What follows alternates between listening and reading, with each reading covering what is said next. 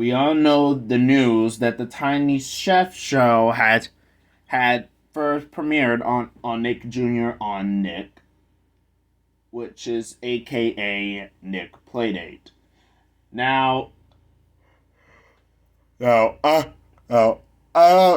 going deeper into the whole series there because it's been a while since Nick Jr. had a live action show during their weekday mornings on Nickelodeon. Ryan Smith's Playdate will not count.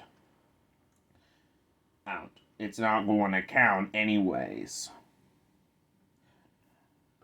I just Now, who doesn't love stop motion live action shows? And one thing about the Tiny Chef show that I really like is that Tiny Chef would do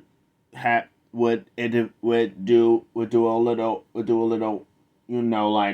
like guests with some Nickelodeon stars from each of the shows from the main Nickelodeon channel. Either it's Batgirl Lele or any voice actors who did Nick Jr. or Nickelodeon shows. And then after that, Tiny Chef would start making the type of food that was guested by every most of the guest stars or voice actors or the simple actors. That sounds very cool, right? Think so. I like to see more episodes. If this goes on very well, and besides, we don't want another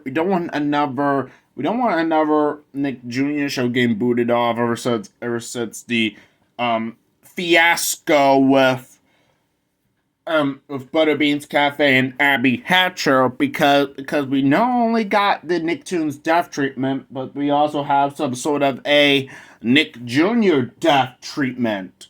The Nick Jr. show death treatment. I think I'm just making this up as I go, and I hope the Tiny Chef show gets a good hit. And as a member on this Ranimation Trollymation, I just do not want to see any Nick Jr. shows get burned off. Now we know Baby Shark's Big Show is getting renewed for a second season, and we don't know. We don't know if it's going to we don't know when it's going to premiere. I guess, but it better not be burnt off as well. Just like what happened to Breadwinners when that show got booted to Nicktoons on its second season.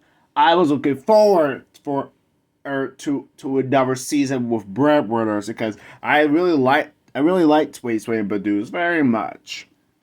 Well, well, until I found out it was canceled. And boy, if it was going on, Brett was really needed that third season. And I just sure hope that the Tiny Chef show doesn't get overshadowed by the success of Paw Patrol, just like how SpongeBob overshadowed the new shows like those.